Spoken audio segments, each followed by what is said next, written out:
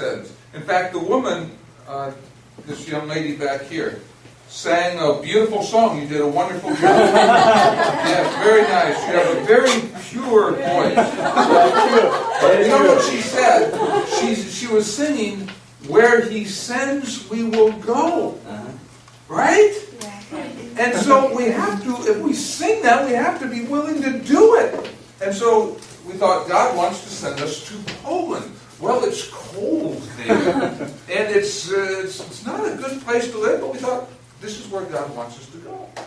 Well, we started collecting wool, because we had to wear wool clothing to stay warm, and then the mission called and said, oh, we have a new opportunity, it's in Africa, in Ghana, West Africa.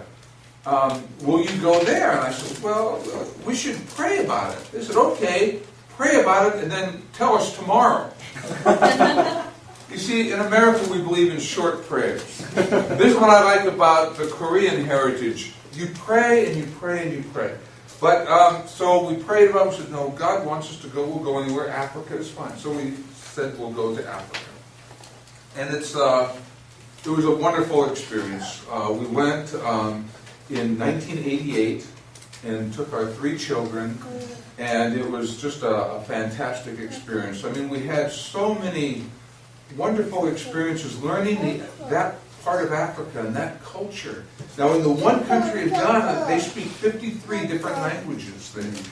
So it's a very difficult thing, but it was a former English colony, so most people spoke English, and we tried to learn one of the market languages, which was the language of Twi, and so we got to a point where I could order food and talk about myself and my family, and I could do some blessings, you know, in their language, and traveled throughout the country, and we had so many fantastic experiences. And let me just share one with you, and that is I was teaching a class of pastors and leaders in the church about foundations of the faith.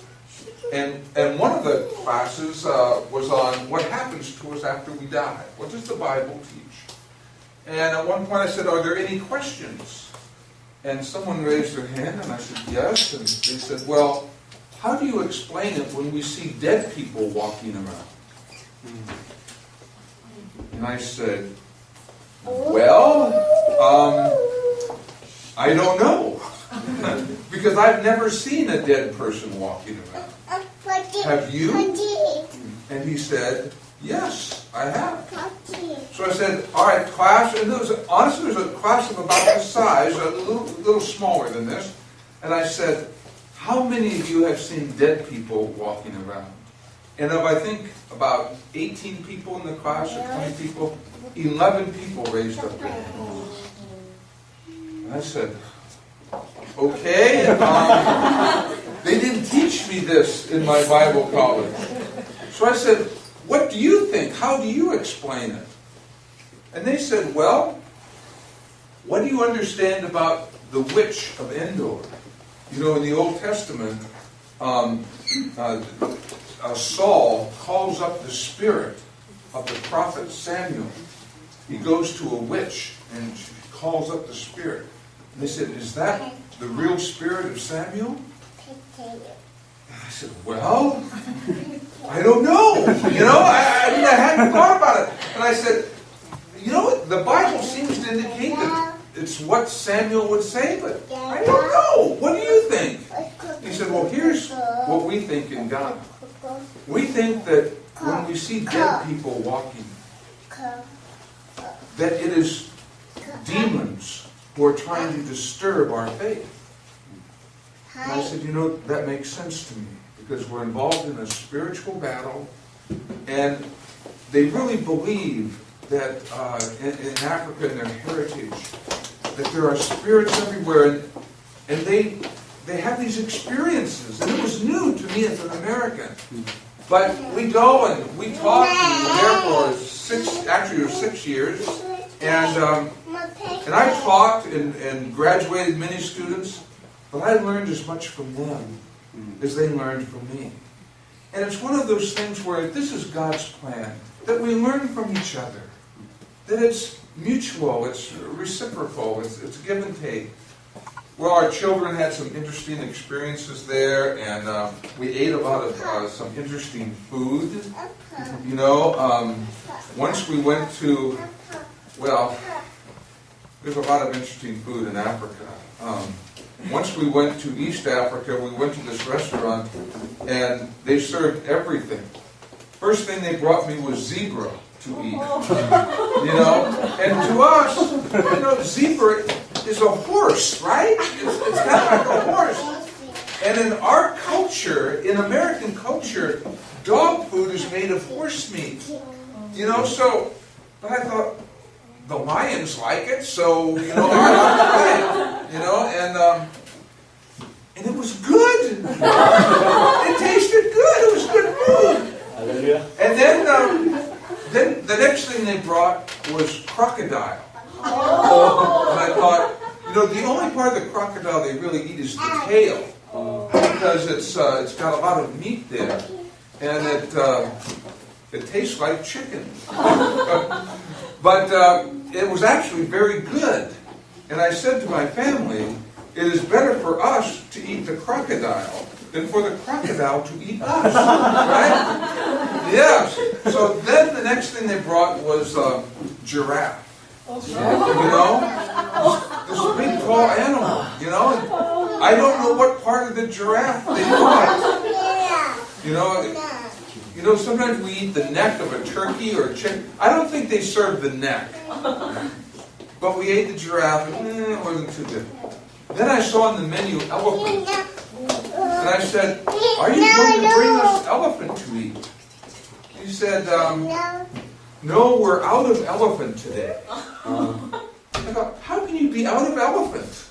It's so big, it will serve everybody. But the elephant was all gone. So we ate antelope and all this different food. In Ghana, we ate jungle rat. You know, which are these rats that live out in the jungle. And it was, my wife did not like it. And I ate it when I traveled to the village, because that is the food they would serve. A friend of mine went to the western part of Ghana, where there are some thick forests, and he said that they ate monkey meat. Now, I don't know if in Korea, do you eat monkey meat? No. Because he said it was very unusual, because they would serve the forearm of the monkey.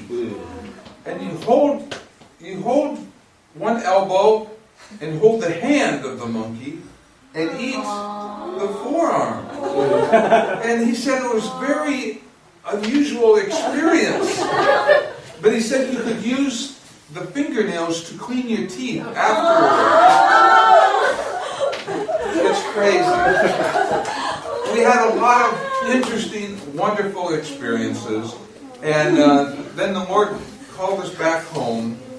And since we've been home, we've been committed to continuing our mission trips. And so last year, in fact, in December of last year, right before Christmas, we were in Paraguay. And I went and I preached in prison for the first time.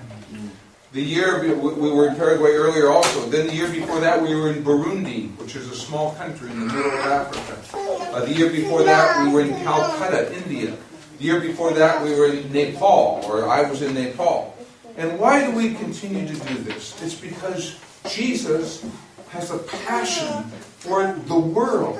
He loves the world of people. He wants people to come to Him. And we have to love the world. When Jesus looks at the world, He doesn't see political lines and country borders.